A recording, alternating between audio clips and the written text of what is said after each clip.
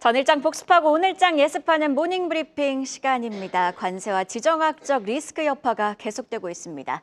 4일 화요일이었던 어제 시작을 관통한 한마디, 트럼프의 거친 생각과 그걸 지켜보는 아시아 증시입니다. 결국 미국의 멕시코와 캐나다 25% 관세는 부과됐고요. 트럼프는 중국의 10% 추가 관세 행정명령에 서명을 했던 하루. 대외 영향에도 불구하고요. 그래도 우리 시장은 조선과 방산주가 힘을 내며 다른 아시아 증시 대비 선방했던 하루였는데요. 자, 그런 의미에서 첫 번째 헤드라인은 방산주 이야기입니다. 우크라이나에 무기 안 주겠다는 미국, 유럽은 방위비 증액 논의입니다. 여러 국제 뉴스들이 쏟아지고 있습니다. 주말 사이에는요. 트럼프 미국 대통령과 젤렌스키 우크라이나 대통령이 만났습니다. 다음 페이지 체크해 보시죠. 회담은 언쟁으로, 즉 파국으로 끝나게 됐는데요. 자, 이에 유럽 그리고 캐나다 정상은 현지 시각 2일 비공식 회담을 가졌고 영국과 프랑스가 주도해 안보연합을 구축하겠다는 의지를 다졌습니다. 자, 그리고 우리 시장이 시작한 직후에는요. 어제 미국이 우크라이나 군사 지원을 전면 중단하겠다는 발표까지 있었습니다. 자, 이런 뉴스의 홍수 속에서 왜 K방산주가 특히 강했느냐, 그 논리를 좀 따라가 보면요. 그동안 글로벌 큰형님인 미국이 세계 경찰 역할을 해왔는데 미국은 이제 더 이상 세계 경찰을 하지 않겠다고 하고 있죠.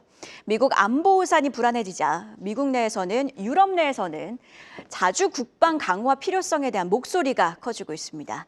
트럼프가 요구한 GDP 대비 국방비 2% 수준을 넘어 3% 이야기까지 나오고 있는 상황인데요.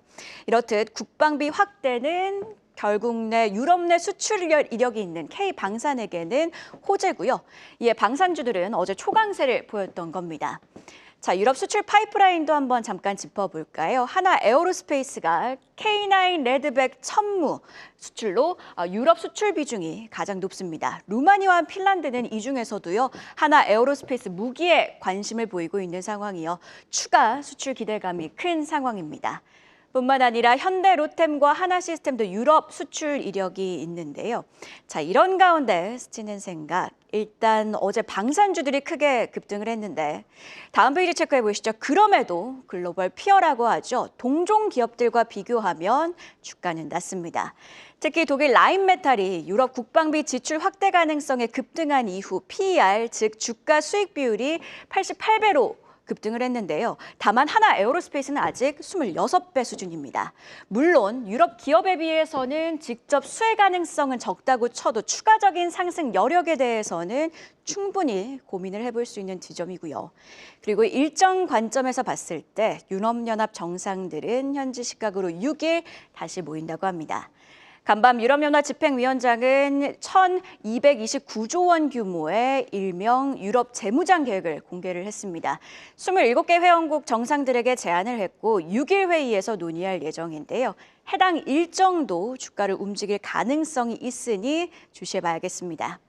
자, 오른 섹터를 봤으니 이번에는 크게 밀렸던 섹터 2차 전지주 이야기인데요. 트럼프 관세 전쟁의 K배터리 불똥, 캐나다산 우회 수출도 난망입니다. 자, 어제 결국 캐나다와 멕시코를 대상으로 한 미국의 25% 관세가 시행이 됐습니다. 2차 전지주 투심이 악화한 이후 국내 배터리 기업들이 캐나다 진출에 시동을 걸고 있기 때문인데요. LG 에너지솔루션, 에코프로비엠, 포스코 퓨처엠은요. 글로벌 기업들과 손을 잡고 공장 설립을 추진 중이고요. 그리고 솔루스 첨단 소재는 퀘벡주 전지박 공장을 매입했습니다. 자, 원래는요. 미국 관세 무풍지대인 캐나다를 통해서 우회해 미국에 수출을 하겠다는 거였는데 제동이 걸렸습니다. 자, 여기에 2차 전지 섹터 내 빅 이벤트 중 하나인 유럽연합의 자동차 액션 플랜과 관련된 전망에도 물음표가 생겼던 하루였는데요. 유럽연합이 결국 자동차 업계의 반발에 자동차 탄소 규제 완화를 공식화할 것이라는 발표가 있었습니다. 전기차 전환에는 마이너스가 될 수도 있는 요소다 보니 주가는 하방 압력으로 작용합니다. 자, 물론 외신 전망에 따르면요. 기업용 전기차 세제 혜택이나 유럽산 배터리 의무화 등이 담길 수도 있다는 점은 플러스 요소지만 투자 심리가 위축된 상황이다 보니 시장은 플러스보다는 마이너스에 더 예민하게 반응을 했던 하루였습니다. 자, 여기에 전고체와 관련된 갑론 을박도 눈에 띄었는데요. 글로벌 전기차 뉴스 매체인 일렉트렉은요, 지난 기아의 EV데이에서 관련 발언이 나왔다며 현대차와 기아가 전고체 배터리 탑재 전기차 출시를 2030년 이후로 연기했다고 밝혔습니다. 삼성 SDI는 2027년을 상용화 시점으로 제시한 것과는 좀 차이가 있습니다. 자, 2030년 LG 에너지 솔루션의 목표 시점과도 같은데 결국 상용화는 2030년 이후가 되는 것 아니냐는 우려가 이수 스페셜티 케미칼의 17% 급락 등 전고체주 급락으로 이어졌습니다.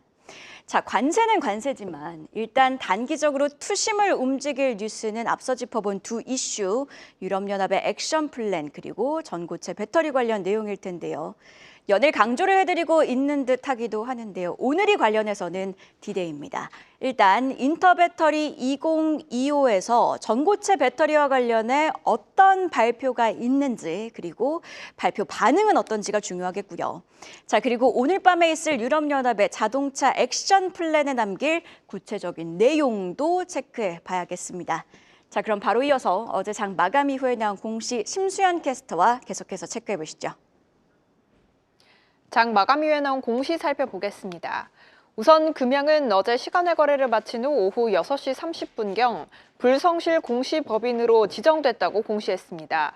지난해 9월 2차 전지 공장 설립 자금을 마련하기 위해 유상증자 계획을 밝힌 후 올해 1월 전면 철회한 것과 관련해 공시 번복으로 벌점 7점을 받게 된 건데요.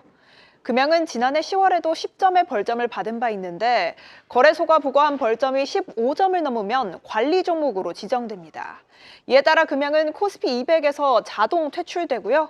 신용 거래 대상에서 제외되고 미수 거래도 불가능해집니다. 한때 주당 20만 원 선을 넘보던 금양이지만 어제 주가는 17,000원대까지 내려왔는데 어제 장에서는 전거래일 대비 21% 넘게 하락한 점도 참고해 보시죠.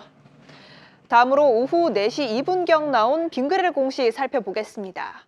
빙그레는 감사 보고서를 통해 지난해 영업이익 1,313억 원을 기록했다고 공시했는데요. 이는 전년 대비 17% 증가한 수치입니다. 매출의 경우 전년 대비 4.9% 증가했는데요. 호실적의 주요 요인으로는 해외 수출 증가가 꼽힙니다. 주력 제품이 아이스크림 등 빙과와 유제품인 빙그레는 탄탄한 콜드체인 인프라를 갖춘 국가로만 수출을 진행할 수 있어 당초 드라마틱한 수출 증가가 어려울 거란 평가를 받아왔는데요. 그럼에도 주력 제품인 메로나를 필두로 미국과 중국, 베트남 등 주요 국가에서 수출이 전년 대비 20% 증가했다고 합니다. 관련 전망 이어지는 분석에서 더 자세히 알아보시죠. 계속해서 다양한 경제 이슈를 알고 싶다면 구독과 좋아요, 알림 설정 부탁드립니다. AI 캐스터 권미정이었습니다.